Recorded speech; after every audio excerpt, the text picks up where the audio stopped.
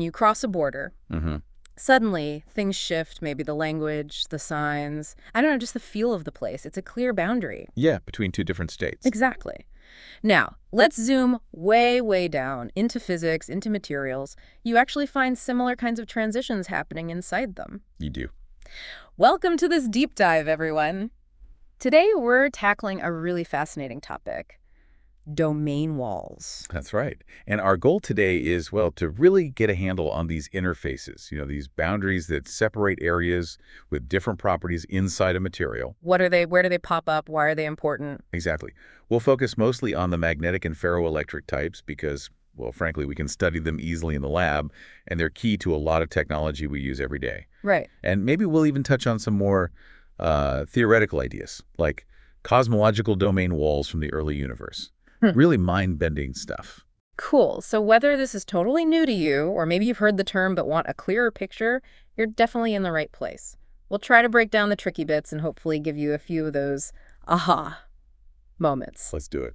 Okay, let's start with magnetism then. Seems like a good place. Why do these magnetic domains even form in the first place, like in a chunk of iron? Well, it all boils down to something really fundamental in physics. Systems always try to find their lowest energy state. Yeah. It's like they want to relax. Okay. So imagine you've got some iron below its Curie temperature. That's the point where it becomes ferromagnetic. Now, all the tiny atomic magnets, the spins, could line up perfectly in one direction. A single giant magnet. Right, one big domain. But here's the catch. That perfect alignment creates a really strong magnetic field outside the material. And that external field holds energy, what we call magnetostatic energy. It's energetically expensive. Like it's working hard to project that field outwards. Doesn't sound very relaxed. Not at all. So to lower that energy cost, the material does something clever. It spontaneously breaks up into smaller regions. These are the domains. Ah, okay. Inside each domain, the spins are still aligned, but they align along what's called an easy axis. Think of it like the material has preferred directions for magnetism based on its crystal structure. Like internal highways for magnetism? Kind of, yeah. But crucially, the direction of this easy axis changes from one domain to the next. Okay. And by having these different domain orientations, the large external magnetic field gets significantly reduced, sometimes almost canceled out. So the total energy, especially that magnetostatic energy, goes way down. So dividing itself up actually makes it more stable, energetically speaking. Exactly. It's always seeking that lowest energy configuration, even if it means creating these internal boundaries. Okay, so we have these zones, these domains, each with its own magnetic direction. But what about the space between them? That's the domain wall, right? What's actually happening there? Precisely. The magnetic domain wall is that transition region, the interface between two adjacent domains with different magnetization directions. So like a sharp line, click one direction, click another direction. You might think so, but no. Nature usually prefers smoother transitions when it can. Why smooth it out? What's the advantage? Well, imagine if the spins flip direction instantly from one atom to the next. That means adjacent spins would be pointing in very different directions, maybe even opposite directions. Yeah. And there's this powerful quantum mechanical effect called exchange energy. It really wants neighboring spins to point in the same direction. It costs a lot of energy if they're misaligned. Ah, okay, so an abrupt flip is like fighting against this fundamental force. You got it. So to avoid paying that high exchange energy penalty, the magnetization direction rotates gradually across the wall over a certain distance. But wait, if the spins are rotating gradually, aren't they pointing in directions between the easy axes for a bit? Doesn't that cost energy too? Spot on. Excellent point. As the spins rotate within the wall, they are indeed pointing away from those preferred easy directions. And that increases a different kind of energy called magnetocrystalline anisotropy energy. That's the energy that wants the spins locked onto those easy axes. So it's a trade-off then? Exactly. It's a balancing act. The actual width of the domain wall and the precise way the spins rotate inside it is nature's compromise. It's trying to minimize the exchange energy, which favors a wide, gradual rotation, and the anisotropy energy, which favors a narrow wall where spins snap back to the easy axis quickly. Fascinating. So the wall itself is this little region of compromise. Are there different ways this compromise happens, different rotation patterns? Yes, there are. The two main types we usually talk about are block walls and anneal walls. Okay. In bulkier materials, not super thin films, in a block wall, the magnetization sort of rotates out of the plane of the wall. Imagine the spins twisting like the threads of a screw as you go through the wall. Like corkscrewing through the wall. Yeah, that's a good visual. This screw-like rotation does a pretty good job of keeping neighboring spins relatively parallel, minimizing that exchange energy cost in 3D. Got it. And Neal walls, how are they different? Nil walls are more common in very thin films. See, if you had a block wall in a thin film where the spins rotate out of the film plane, Uh-huh. you'd end up creating magnetic poles, like little north and south poles, on the top and bottom surfaces of the film, right where the wall is. Ah, and that would create extra magnetic fields, extra magnetostatic energy, the very thing it was trying to avoid in the first place. Exactly. So in thin films, it's often energetically cheaper for the magnetization to rotate within the plane of the film and the wall. That's a Neal wall. It avoids creating those costly surface poles. So the thickness of the material really matters here. Okay, that makes sense. Thickness dictates the type of wall. Now, these walls, they're not just theoretical constructs, right?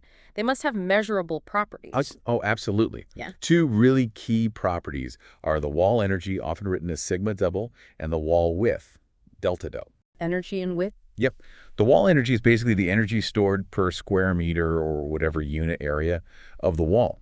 It depends on how strong that exchange interaction is, the exchange stiffness, and how strong the preference for the easy axis is, the anisotropy constant. So stronger preference for easy axis means higher wall energy? Generally, yes. If the anisotropy is high, it costs more energy to pull the spins away from those easy directions during the rotation within the wall. So higher anisotropy usually means higher wall energy. Okay. And the width, you said it's related to anisotropy too. It is. The wall width is that characteristic thickness over which this Klein rotation happens. We're usually talking tens to hundreds of nanometers, so pretty small, but definitely not zero. Right. And interestingly, the width is typically inversely related to the square root of the anisotropy constant. Wait, so high anisotropy gives high energy but narrower walls. That seems counterintuitive. It does at first glance. But think about it. If the anisotropy energy cost is really high, the system wants to minimize the region where spins are not aligned with an easy axis. So it forces the transition to happen over a shorter distance, making the wall narrower, even though the energy density within that narrow wall is higher. Ah, okay. It minimizes the volume suffering the high anisotropy penalty. Got it. Fascinating. So these walls exist. They have structure, energy, width. What happens if I bring an external magnet nearby? Apply a field. Now things get dynamic. An external magnetic field basically exerts a kind of pressure on the domain walls. Pressure. Yeah, think of it like this. Domains whose magnetization happens to be aligned, or mostly aligned, with the external field become energetically favorable.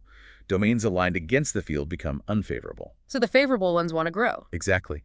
And they grow by pushing the domain walls. The wall moves, sweeping through the material, effectively converting the volume of the unfavorably aligned domain into the favorably aligned one. Like redrawing the map, expanding one territory at the expense of another. That's a perfect analogy. The field provides the driving force for the wall to move. But I've heard this movement isn't always smooth sailing. Something about pinning. Ah, yes. Pinning. This is absolutely crucial in real materials. You see, real crystals aren't perfect. They have tiny imperfections everywhere. Like what kind of imperfections? Oh, things like impurity atoms, maybe tiny voids or inclusions, dislocations, which are like mistakes in the crystal lattice structure, boundaries between different crystal grains in the material, even just roughness on the surface. Okay, the microscopic landscape isn't perfectly flat. Not at all. And these imperfections can act like potholes or sticky patches for the moving domain wall. How so? Well, the energy of the domain wall itself might be lower if it sits right on top of a defect, or it might cost extra energy to move past a defect. Either way, the defect creates a little energy well or an energy barrier. So the wall gets stuck. Temporarily, yes. It gets pinned at these defect sites. To push the wall past a pinning site, the external magnetic field needs to be strong enough to provide the energy to overcome that barrier. And the field strength needed to do that, to really get the walls moving past these obstacles, that has a name, right? It does. That's the coercivity of the material. Yeah. A material with high coercivity has strong pinning, the walls are hard to move, and you need a strong field to change the overall magnetization. And sometimes you want that strong pinning. Absolutely. Think about permanent magnets, like the ones in fridge magnets or electric motors. Yeah. You want them to stay magnetized, right? You need high coercivity, strong pinning, so stray fields don't easily erase the magnetic pattern. Okay. But other times, like in the core of a transformer or a recording head, you want the magnetization to change really easily with a small field. You want low coercivity. That means you need weak pinning so the domain walls can glide back and forth almost effortlessly. So controlling these tiny defects, controlling the pinning, is actually a huge part of engineering magnetic materials for different jobs. A massive part. Yeah. It's all about tailoring that microscopic landscape. And I remember reading about something called the Barkhausen effect. Is that related to this jerky movement?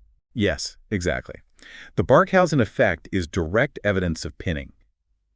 If you slowly ramp up the magnetic field on a material, the domain walls don't just glide smoothly. They jump. They jump. They get pinned, the pressure from the field builds up, and then suddenly, snap, the wall breaks free and jumps to the next pinning site. It's a series of tiny, jerky movements. And you can detect those jumps. You can. Each jump causes a tiny, abrupt change in the total magnetization of the sample. If you wrap a pickup coil around the material and amplify the signal, you hear these jumps as little clicks or pops, or see them as voltage pulses. It's the sound of the magnetic domains rearranging themselves. Wow. Hearing the microscopic world shift. That's pretty cool. Okay, so that gives us a really good picture of magnetic domain walls. Now, let's switch gears. Ferroelectrics. You said the story is similar for materials with electric polarization. Remarkably similar, yes. The analogy is actually very direct. So instead of spontaneous magnetization below a Curie temperature, ferroelectric materials have spontaneous electric polarization. So tiny electric dipoles instead of tiny magnetic dipoles. Precisely. Think of little plus-minus charge separations at the atomic level, all lining up within a region. And do they form domains for the same reason, to lower energy? They do. A uniformly polarized ferroelectric would have charges appearing on its surfaces due to that polarization. Those surface charges create an electric field pointing back into the material, a depolarization field. Ah, like the external magnetic field. This depolarization field costs energy. Electrostatic energy this time. Exactly. So to minimize this electrostatic energy, the crystal breaks up into domains with different polarization directions. The way they arrange themselves often minimizes or cancels out those surface charges and the resulting depolarization field. Makes sense. And sometimes, especially the polarization causes the crystal shape to distort slightly, forming domains can also help reduce mechanical stress, minimizing elastic energy too. So again, multiple domains are energetically favorable, and the boundary is the ferroelectric domain wall. That's it. The ferroelectric domain wall is the interface where the electric polarization vector, the direction that spontaneous polarization, rotates from the orientation in one domain to the orientation in the next. And does it rotate gradually, like the magnetic ones? Generally, yes. An abrupt flip would likely cost too much energy associated with the change in polarization direction, sort of analogous to the exchange energy. So you get a transition region, a wall with a finite width. Are there different types here too, like block and anneal? The terminology isn't usually block and nail, but yes, there are different types based on the crystal structure and how the polarization changes. You often hear about 180-degree walls, where the polarization vector literally flips right over, points in the opposite direction across the wall. Okay. In other crystal symmetries, like tetragonal, you might get 90-degree walls, where the polarization directions in adjacent domains are perpendicular to each other. The specific angles allowed depend entirely on the crystal's underlying symmetry. And I assume these walls also have an energy cost and a width. They certainly do. There's an energy per unit area associated with the wall, arising from the balance between the energy cost of the polarization gradient, the change in polarization across the wall, and the electrostatic and elastic energies that prefer uniform polarization within the domains. And they have a characteristic width, often just a few nanometers, sometimes even down to the atomic scale in some materials. So if we apply an electric field this time. Same principle as the magnetic case. An external electric field pushes on the ferroelectric domain walls. Why? Does it interact with the dipoles? Yes, the electric field wants to align the electric dipoles with itself. So domains whose polarization is already aligned with the field become energetically favorable, and they grow. By moving the walls. By moving the walls. The field exerts a force, effectively pushing the walls and causing favorably oriented domains to expand at the expense of unfavorably oriented ones. This process, switching the overall polarization direction with an electric field, is fundamental to how ferroelectric memory works. Ferramps, right. Ferroelectric random access memory. That's the one. You store a 1 or 0 based on which way the polarization is pointing in a tiny ferroelectric capacitor, and you write the data by applying an electric field to move the domain walls and flip that polarization. And I bet pinning is important here too. Defects messing with the wall motion. Absolutely critical. Yeah. Just like in magnets, defects in the ferroelectric crystal impurities, missing atoms, vacancies, grain boundaries, they can all act as pinning sites for ferroelectric domain walls. Making it harder to switch the polarization. Exactly. They increase the coercive field, the electric field needed to reliably flip the domains. Understanding and controlling this pinning is vital for making ferrum devices that switch reliably, don't wear out quickly, and hold their data state for a long time. So the parallels between magnetic and ferroelectric domain walls are really strong. Energy minimization, domain formation, walls as transition regions, movement under external fields, pinning by defects. It's a very powerful analogy. Both are examples of what physicists call topological defects forming due to spontaneous symmetry breaking in condensed matter. Okay, now you mentioned another type. Cosmological domain walls. That sounds like a totally different beast. It is in terms of scale and, well, observability. These are hypothetical defects, not something we've seen in a lab. The idea comes from cosmology and particle physics theories about the very, very early universe. Just after the Big Bang? Yeah, fractions of a second after. The idea is that as the universe cooled incredibly rapidly, it might have gone through phase transitions, similar to water freezing into ice, but involving fundamental fields. What kind of fields? Fields that permeate space-time. During these transitions, a symmetry of the universe might have been spontaneously broken. Imagine a situation where, at very high temperatures, a field could be in any state, but as it cooled, it had to choose one specific state out of several equally possible ones, like a pencil balanced on its tip high symmetry, but unstable. It has to fall one way or another. Yeah. Now, if different regions of the rapidly expanding universe happen to choose or fall into different stable states, different vacuum states independently. You'd get boundaries between them. Exactly. Those boundaries between regions of space that settled into different fundamental vacuum states would be cosmological domain walls. Two-dimensional sheets of, essentially, trapped energy from that phase transition.